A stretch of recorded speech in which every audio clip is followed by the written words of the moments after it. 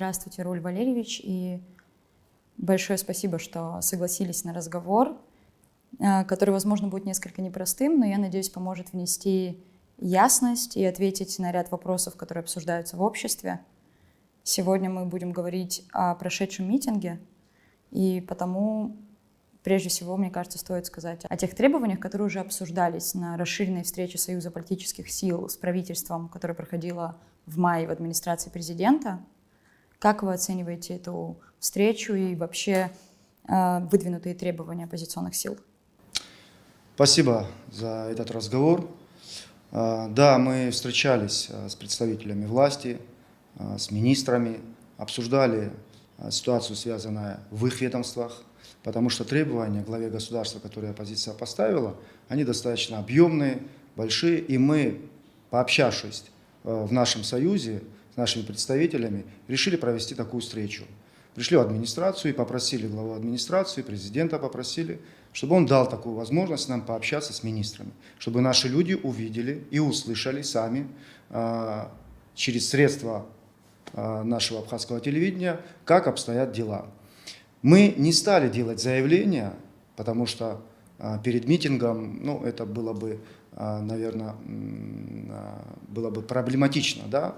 Но вот сейчас есть такая возможность, я отвечу на все эти вопросы. И то, что мы услышали от руководителей этого ведомства, этих ведомств. Значит, в целом, вот требования, их всего было 13 политических партий, оппозиционных политических партий, главе администрации. И здесь они ставили в конце вопроса о том, чтобы кабинет министров, непосредственно премьер-министр, был отправлен в отставку. Мы можем коснуться, здесь их много, да, и долго будем об этом говорить, ключевых вопросов, ключевых моментов. Я об этом вам постараюсь рассказать, то, что мы услышали и то, что мы, какие выводы мы сделали. Что хочу сказать. Пришли все министры. Мало того, министры не просто пришли, они отчитались о проделанной работе. Это все транслировалось по абхазскому телевидению достаточно подробно. Поэтому мы считаем, что это было очень эффективно. Наши граждане увидели и услышали. Так и должно делать правительство, отчитываться перед своими гражданами. И после этого, после того, как мы провели такое мероприятие, мы получили отзыв от наших граждан. Практически многие смотрели, и им было интересно услышать все, что происходит. Мы, наверное, дальше коснемся таких ключевых вопросов по этим требованиям, и я более подробно расскажу то, что мы увидели и услышали. Как вы уже сказали, требований оппозиционных сил было довольно-таки много. Среди них это и отмена постановления о повышении цен на электроэнергию, и отказ от закона об апартаментах, и вопрос госдачи Пицунда, и вопрос ковидного периода в Абхазии, того, как с этим периодом справилось здравоохранение. Вопросы, безусловно, сложные, требующие дискуссии и открытости, как вы уже отметили. Как бы вы могли их прокомментировать? Давайте начнем. Здесь даже по списку идет вопрос ковида и здравоохранения. Насколько справилась наша система здравоохранения с тем сложным периодом, с которым столкнулась не только Абхазия, но и весь мир. Я тогда работал в парламенте, и мы принимали различные постановления, и внимательно следили за всем, что происходит. Конечно, очень сложный период был. И те средства, которые были потрачены, а их больше 1 миллиарда рублей, они были необходимы, и государство выделяло эти средства. Например, в ковидном Гудаутском госпитале. Ковидный Гудаутский госпиталь обеспечен был всем необходимым. Сухумская инфекционная больница. Все было бесплатно. То есть государство обеспечивало лекарственными препаратами, обеспечивало питанием. То есть те люди, которые поступали с заболеванием, с ковидным, то они получали все необходимое. И, конечно же, мы заслушали министра здравоохранения. И я считаю, что они справились очень достойно. Даже процент тот, который у нас, к сожалению, летальных исходов, намного меньше, чем в других странах. Это тоже определенный показатель. Конечно, мы вначале, когда не понимали, что такое ковид, мы закрывали границы, мы перекрывали города, мы блокировали районы целые. Но потом уже в процессе начали уже адаптироваться, и система начала работать. люди получали должное медицинское обеспечение в полной мере. Все то, что необходимо было сделано, то было сделано. Протокол лечения тоже был определен. То есть мы потихоньку со временем научились. Конечно, приходилось увозить тяжелых больных. И в Россию увозили, и в другие места увозили. Но то, что мы своими силами прошли этот период и достаточно серьезно и солидно прошли, это нельзя не отмечать. И нельзя было не замечать это. И, конечно же, вот там же на этой встрече мы поблагодарили наших врачей, наших медиков, которые все эти месяцы, более года, фактически на дежурствах в этих сложных условиях работали. Мы благодарны им, рисковали своими жизнями. Вот, и мы все вместе справились, помогали в этом плане, не только государство помогало, но и предприниматели помогали. Все вместе навалились, кто что мог делать, тот и делал. Поэтому я считаю, что этот вопрос, который был поставлен здесь, в этом списке, в списке этих требований, он несостоятельный. Нельзя поднимать таким образом проблемы, такие вопросы.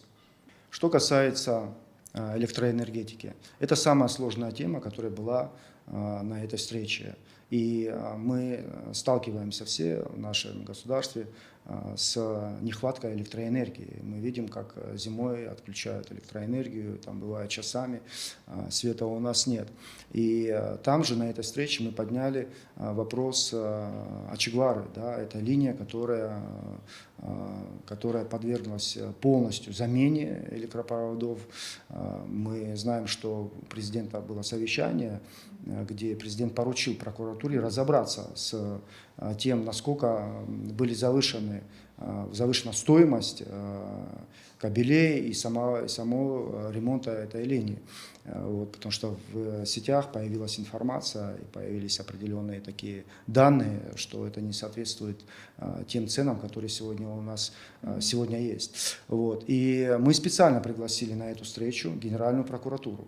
Генеральный прокурор ответил нам на все эти вопросы, и мы ждем ответа уже с Российской Федерации, потому что все материалы, которые приходили с Российской Федерации, сам кабель и все это остальное, было закуплено там. И в том числе частично те, которые силы восстанавливали, тоже были с России. Поэтому я думаю, что в определенное время придет эта информация, и мы будем понимать, были ли там завышения, была ли там какая-то коррупционная схема или не была. Вопрос прокуратуры, и мы ждем ответ. Вот. Что касается в целом электроэнергетики, вы знаете, провели исследования уже более 7-8 лет, и на то, чтобы электроэнергетику нашу привести в порядок, нужно более 23 миллиардов рублей. Это очень приличные деньги, очень серьезная сумма. В государстве таких денег нет. Вот. Сегодня, наверное, эта сумма еще больше, более 35 миллиардов рублей, чтобы привести станции, подстанции, передающие сети и так далее, и так далее. Да? Хоть мы получаем 40% от генерации с Ингургэс, но так или иначе наши сети уже изношены. Что-то нужно с этим делать. Вот. И когда мы говорим, что не надо поднимать плату за электроэнергию, честно говоря, это же наша электроэнергетика. Мы также и говорим о том, что она должна оставаться в нашей собственности. Я согласен, она должна оставаться в нашей собственности, но тогда мы должны за ней следить. Сами должны следить тогда. Вот. Сейчас очень серьезно обсуждается вопрос установки счетчиков. Вот. И, скорее всего, это тот путь, по которому сегодня правительство идет. И они нам об этом говорили. Вот. Но, опять же, если мы хотим поддерживать или реанимировать, восстановить нашу электроэнергию, нужны деньги. Мы можем эти деньги взять где-то. Наверное, тогда надо понимать, что надо деньги брать в кредит, восстанавливать наши все эти сети и линии. Тогда она останется в нашей собственности. Но тогда нам надо все вместе понимать, что мы должны платить за нее, что мы должны обеспечивать ее, что мы должны экономить электроэнергию. Да? Вот это ключевые вещи нашего внутреннего вопроса. Что касается темы апартаментов и апарт-отелей, конечно, в нашем обществе очень активно тоже этот вопрос обсуждается. Хочу сказать, что вот практически везде власть презентовала свой проект. Это и было в общественной палате, это с бизнесом, то есть публично это обсуждается на телевидении наше. Поэтому закрытой темы в этом плане нет. Вот. И хорошо, это важно, это необходимо делать. Люди должны понимать, к чему это приведет и какую пользу и какую выгоду мы из этого можем извлечь и получить. Значит, но здесь не стоит же вопрос о продаже недвижимости, там, да, первичного, вторичного жилья, как раньше этот вопрос стоял, как некоторые у нас сейчас пытаются именно сместить туда акценты. Я, кстати, выступал против продажи недвижимости. Вот. Сейчас этот же вопрос совершенно иной плоскости стоит, и тема коммерческого жилья, она другая. Но я хотел бы здесь вам процитировать некоторые выступления наших политиков, которые раньше государством нашим возглавляли наше государство, там, ключевых политиков. Сегодня их пока я не слышал комментарий. Ну вот они вот буквально, допустим, я сейчас не буду называть их фамилии, не хочу сейчас, чтобы это обсуждалось, но это есть и осталось в прессе и так далее. Вот, допустим, одно из высказаний. Продажа недвижимости иностранцам не может привести к потере государственности. Дальше. Меня никто не сможет убедить в том, что продажа недвижимости может привести к потере государства. А что мы сегодня не видим, что многие наши люди продают эту недвижимость налево и направо, никакого дохода в бюджет государства от этого не поступает. Мы также выступаем как раз за то, чтобы это было сделано прозрачно, открыто, доступно, в понимании каждого нашего гражданина и так далее. Я не пришел в страну продавать никому и не позволю это делать. Дальше. Я, скорее всего, против, чем за, но при этом я не категоричен в этом вопросе. Следующее высказывание наших политиков, таких, которые, еще раз повторяю, управляли нашим государством. Я за взвешенный подход, за четкие правила игры, чтобы мы не понесли от этого ущерба, а имели лишь положительный эффект. Повторяю, это должно быть на пользу всем, а не в угоду кому-то. Следующее. Из всех государствах рынок недвижимости существует. Даже в маленьких странах, таких как Абхазия, недвижимость продавать разрешено. Я предложил своим коллегам свое видение продажи недвижимости иностранным гражданам. В частности, строить дома в Гулерипском, Ачимчирском районах, где из 100 квартир 10% жилой площади будет выделяться государству. И так далее, и так далее. Сегодня у нас действует постановление об утверждении правил стандартизации средств размещения. Повторяю, в 2019 году принял. Здесь определено, что такое апартамент. Здесь определено, что такое апарт-отель и так далее. То есть на основании вот этого постановления сегодня уже в Абхазии строятся апарт-отели и апартаменты. Об этом уже много тоже говорится.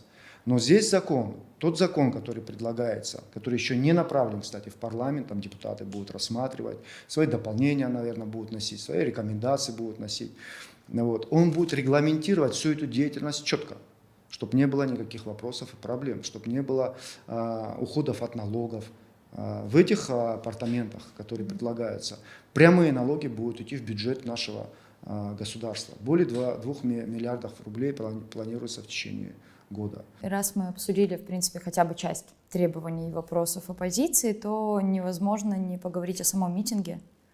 Как вы оцениваете проведение уличных акций? Считаете ли вообще вот решение внутриполитических проблем уличной политикой оправданным? В нашей Конституции прописано право граждан на проведение митингов, шествий, манифестаций. Это нормально. Вы знаете, в советское время нам не разрешали, абхазам не разрешали проводить такого рода митинги. Это мало того, это было уголовно наказуемо.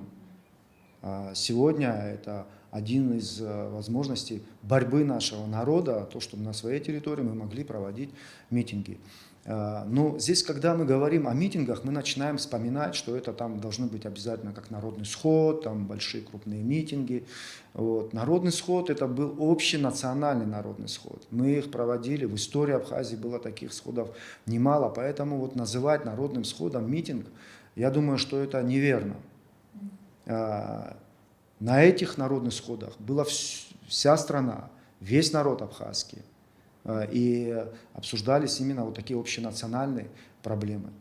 Но когда митинги, как мы уже, к сожалению, привыкли, они переходят уже в массовые побоища, к сожалению, имеют трагические какие-то уже последствия, а таких в истории Абхазии у нас было немало, тогда это уже совершенно другой вопрос. Тогда это уже совершенно не митинг.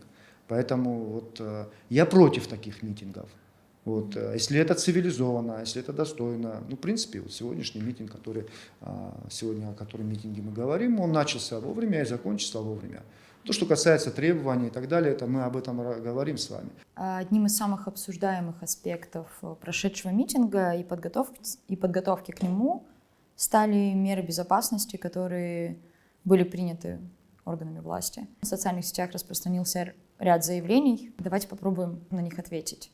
Во-первых, почему, в принципе, были предприняты столь серьезные меры обеспечения безопасности? И имеет ли правительство право использовать военную технику без согласования с парламентом республики? Были ли снайперы на крыше? Такие заявления тоже в социальных сетях были. Ну и, конечно, вернут ли мостик? Все это обсуждается очень бурно в социальных сетях, на улице. Но я хотел бы заметить, я вот человек, который всю свою сознательную жизнь прослужил. И помню практически все митинги, которые у нас были, и последствия, которые были уже после этих митингов.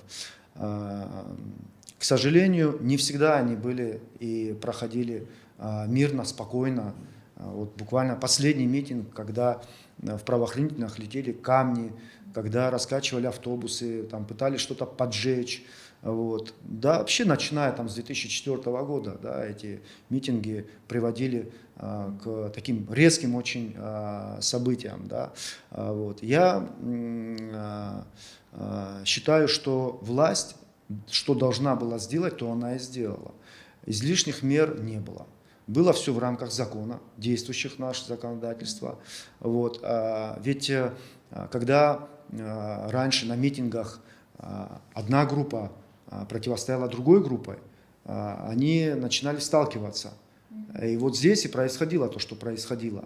Здесь сегодня пошли по другому, совершенно другому пути.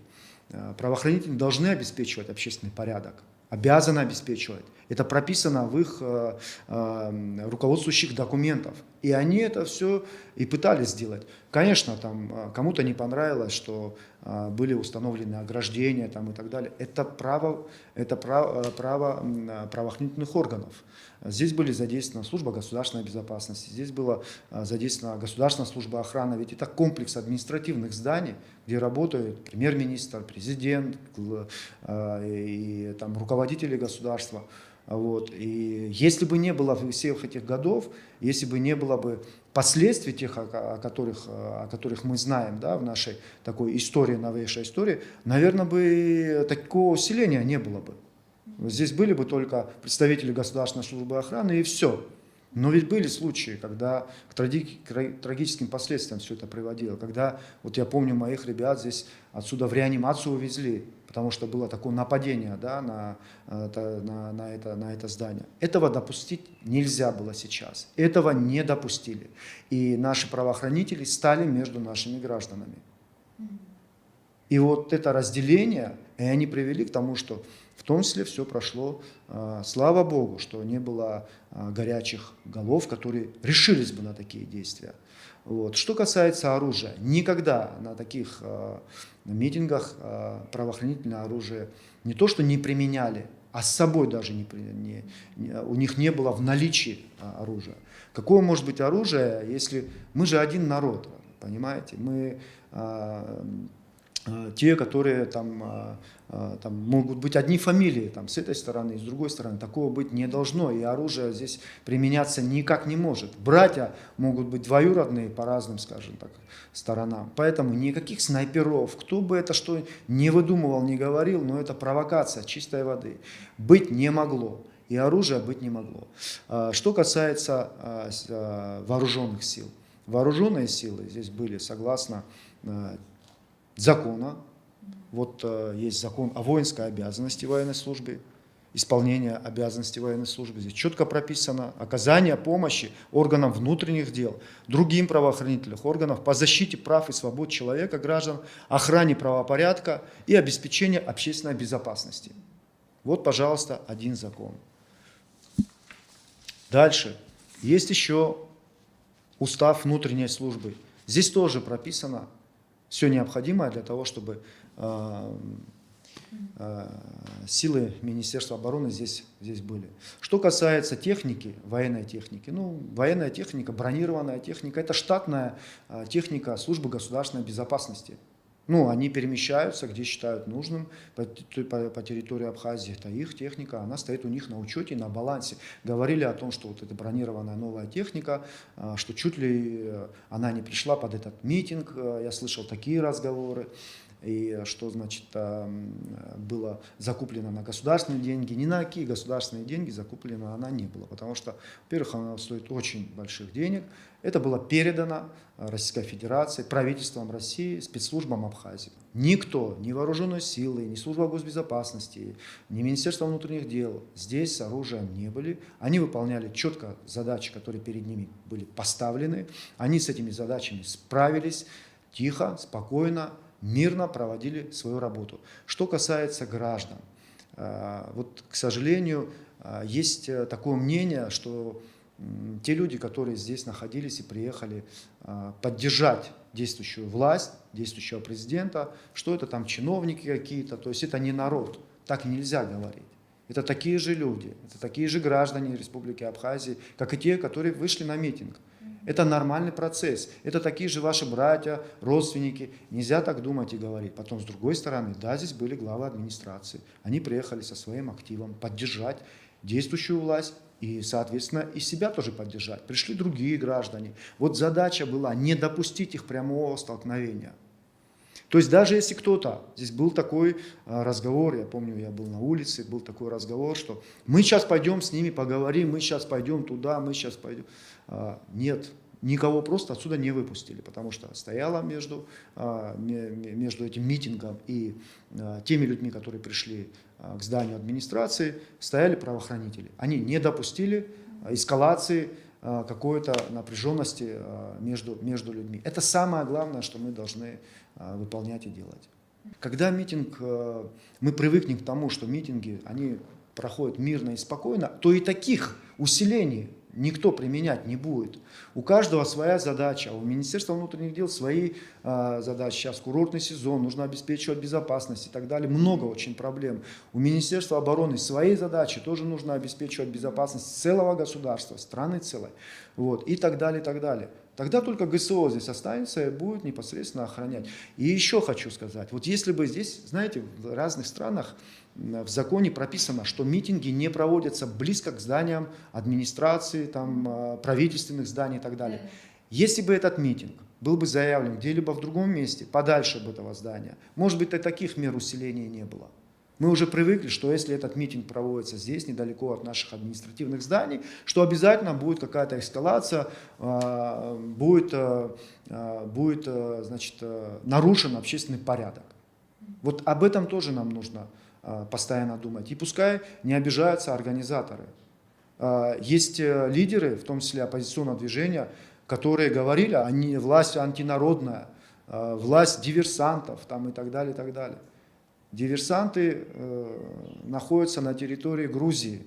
И поверьте мне, они только и тренируются, чтобы стать фактическими диверсантами. Здесь диверсантов нет. Хочу еще подчеркнуть, это очень ключевой важный момент. Здесь работают те люди, которые прошли войну. Здесь люди работают, которые были в национально-освободительном движении. Здесь люди, которые прошли послевоенный период сложный. Здесь работают патриоты своей страны. Поэтому обвинять каких-то, знаете, говорить какие-то вещи, которые не соответствуют действительности, нельзя. Никто страну не сдает, никто страну не продает. У нас, кстати, в Конституции прописаны все необходимые нормы, где ни пересмотр наших границ, ни пересмотр нашей суверенитета не позволяет вообще ни в каких областях, ни в парламенте, Эта тема закрыта. Мало того, в парламенте, я еще когда был депутатом, мы внесли поправки в Уголовный кодекс. Любые переговоры касаемо изменения наших границ и суверенитета строго уголовно наказывается. Поэтому не надо говорить о том, что здесь чуть ли не предатели находятся, и что власть пора спасать ее и так далее. Вы знаете, я вот с 2004 года все помню, что там команда Анква, Багапщ, чуть ли нас в Грузию не приведут после того, как значит, они придут к власти. Мне уже там, сколько лет прошло, там 47 лет, и я до сих пор эту национальную повестку слышу. Хотя в период правления Сергея Васильевича Багапщ нашу страну признали. И ни о какой продаже нашего суверенитета и передаче нашей страны там, Грузии не было и в помине. Мы тогда служили, выполняли сложные задачи. Поэтому хотел бы я, чтобы мы немного уже поменяли постановку вопросов. Сейчас уже там некие такие символы начали называть, да? В том числе так называемый этот мостик, который был в целях безопасности убран. Он, конечно же, вернется на свое место и будет продолжать радовать наших граждан. И вернется он в скором времени, и пускай никто за это не переживает. Вот. Кто его оттуда убрал, тот его на место и вернет. Мы обязательно будем за этим наблюдать. Самое главное, чтобы у нас других разрушений не было, вот, другие мосты у нас, чтобы не смывались. И я за то, чтобы у нас мосты были между нашими оппозиционерами, между нашими политическими партиями, между нашим парламентом, между нашим общественной палатой, другими старейшинами. Вот мосты нам, которые нужно налаживать, а не за железный мостик. Человеческий мостик нам надо провести и уйти от вот этих вот агрессий. Самое главное, наша задача увести людей с улицы и переместить наши все проблемы в кабинеты, их достаточно, этих кабинетов, агрессию вести. Самое главное, чтобы не было агрессии. Вот этот мостик нам нужно построить, и ответственные политики должны именно об этом всегда думать. Вот самая главная наша задача. По итогам митинга была принята резолюция, с которой представители оппозиционных сил направились в администрацию президента и обсуждали это с главой государства. Как вы оцениваете требования, отраженные в резолюции? Ну, она, в принципе, такая же, как и были требования к президенту, вот эти 13 требований, которые мы с вами обсуждали. Вот если там взять требования, то в конце, то есть в случае, если там президент не отправит премьер-министра в отставку, антинародного кабинета министров, политические партии, общественные организации объявят дату проведения акции протеста в городе Сухум. Ну вот, акция протеста прошла. Теперь следующий уже документ по прошествию этого митинга. Значит, в резолюции там такие же пункты, но в случае, если глава государства от реализации предложения плана выхода из кризиса, угрожающего основам государства, мы, граждане Абхазии, будем считать действующее руководство враждебно национальным интересам народа Абхазии и примем все необходимые меры для противодействия ныне существующему режиму и недопущению потери абхазской государственности. То есть, ну, вот такая резолюция, вот такой итог. Я хочу сказать, что никто не будет разговаривать языком ультиматумов. Он неприемлем. Нельзя разговаривать языком ультиматумов. Лучше все-таки находить точки соприкосновения, начать общаться, разговаривать, решать совместно, в том числе и эти вопросы, с парламентом. У нас недавно был избран новый парламент, общественная палата у нас была тоже недавно сформирована. То есть достаточно площадок, где все это можно решать, не митингами, а вот такими вот встречами, в том числе и с главой государства. Кстати, из тех вопросов, которые были направлены главе государства, основные это вопросы к парламенту. там нужно будет это поднимать, и там нужно будет обсуждать. 35 депутатов, и они избраны со всех районов Абхазии, достаточно грамотные ребята, и я думаю, что без парламента ни один серьезный документ принят не будет и не может. Также и руководство Абхазии работает с парламентом, и оппозиция тоже имеет право работать с парламентом. Мы готовы разговаривать. Союз, мы вот обсуждали вместе у себя, разговаривать с политическими партиями оппозиционными. Это нормальный процесс. Мы тоже можем довести и до власти, и с парламентом встретиться. Вот язык переговоров, он самый приемлемый для нас. И это перспективное дело. Вот. Президент, кстати, об этом тоже говорил, что есть в этой резолюции вопросы по реформам, которые готов тоже обсуждать. Кстати, было очень много разных здесь комиссий создано. Вот, можно посмотреть, что было сделано, что не было сделано, тоже дополнить. С другой стороны, я хотел бы тоже отметить такой момент. Ну, вот нельзя один народ противопоставлять другому народу. У нас один единственный народ, другого народа у нас нет. И если люди пришли поддержать президента, на это тоже нужно обратить внимание. Если вы говорите, что там какое-то количество, несколько тысяч человек пришли вас поддержать, несколько тысяч пришли поддержать и президента тоже. И если бы президент сказал бы, видя к людям, вы за то, чтобы в отставку был отправлен кабинет министров и как президент государства, конечно бы люди сказали бы нет. Потому что они пришли поддержать, у них на это есть полное право. Кстати, еще такой один немаловажный момент. 2 года еще есть у действующей власти, у действующего президента. Его избрало большинство населения. И ну, можно спокойно дождаться и там уже ставить эти вопросы на выборах. Это самая лучшая форма на выборах. Если тебя избрали люди, все, тогда ты уже свои заявления, свои планы уже реализовываешь. Вот. Действующее правительство реализует свои планы. Если бы эти планы, ключевой момент, если бы эти планы, те, которые сейчас заявлены руководством страны, они были бы антинародные, поверьте мне, здесь бы митинг был бы уже там не несколько тысяч человек, а несколько десяток тысяч человек. Пришло бы там и сказало бы нет, мы против этого. Так же, как вот я помню, люди сами собрались, когда террориста Лукава передали Грузии, который отбывал у нас здесь наказание. Вот люди сами пришли, и также люди тоже сами пришли бы. И поэтому нельзя вот не замечать этих вещей. По итогам прошедшего митинга не затронуть вопрос дальнейших обстоятельств не представляется возможным. Событие, естественно, привлекло внимание наших восточных соседей, и в связи с этим, как вы расцениваете заявление президента Грузии, прозвучавшее в Европейском парламенте? Что касается выступления в Европарламенте президента Грузии, она заявила о том, что поддерживает там требования абхазской оппозиции там, и так далее, и так далее. Хочу сказать следующее. Честно говоря, нам должно быть вообще без разницы, что они там говорят и что вообще она говорит. Мы один единый народ, и нечего к нам сюда лезть. Те вопросы, которые здесь ставятся, это наши внутренние вопросы. Точно это их никак не касается.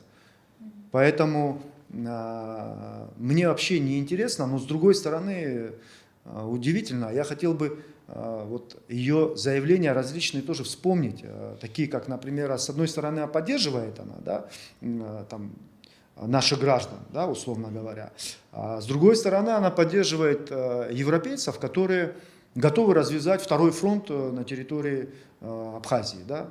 Ну как тогда это вот сочетается?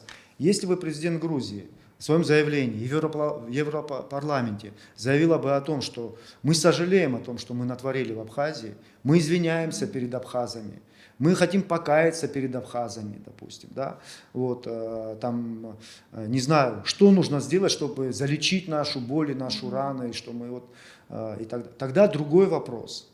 А так, здесь это чисто провокация, она преследует свои интересы, и точно то, что она там сказала, нам просто не надо комментировать. У нас нет здесь антироссийских настроений. У нас не могут быть антироссийские настроения. Вы уже сказали относительно открытия второго фронта и того, насколько это активно обсуждается в Грузии и на митингах, проходящих в Грузии. И, в принципе, учитывая всю геополитическую обстановку в мире, вопрос о безопасности нашей республики, безусловно, становится очень важным. Какая работа сейчас ведется в этой сфере и какая еще планируется? То, что в наших силах, сегодня все делается, все необходимое делается. Мы внимательно отслеживаем все то, что происходит на Украине. Кстати, многие наши ребята туда ездят и помогают своим друзьям, и опыт получают, и так далее, и так далее. Это новая современная война. Грузины, кстати, пока действующее правительство ведет себя сдержанно. Но в случае, мы тоже это понимаем, в случае, если власть в Грузии изменится, то тогда второй фронт и придет к власти прозападное, чисто прозападное, а не пронациональное, скажем так, правительство. Вот, война может начать, они могут начать войну или в Абхазии, или в Южной Осетии. Сегодня вот наши силы обороны увеличили бюджет свой. Парламент в этом плане очень серьезно помог. И вот когда мы говорим о том, что у нас есть небольшой рост, экономический рост, увеличивается бюджет с каждым годом, эти деньги в том числе идут на нашу оборону. Я сейчас не буду называть цифры, какие идут, хотя они там достаточно таких в открытых источниках. Вот. Закупается современное вооружение, беспилотные летательные аппараты, проходят обучение наши ребята, вот, в том числе и в Российской Федерации. Мы направляем деньги на обустройство нашей границы, строятся фортификационные сооружения. Это будет продолжено, потому что другого выхода нет. Нам надо самим постараться защитить в случае начала войны свою территорию. И самое главное, конечно, это работа с нашим резервом. Это с ребятами, которые стоят на учете, которые находятся в наших городах, нужно туда приезжать и с ними заниматься. Вот. Работа очень большая в этом плане, она не останавливается, угрозы существуют. Рауль Валерьевич, большое спасибо за очень честный, содержательный разговор. Спасибо.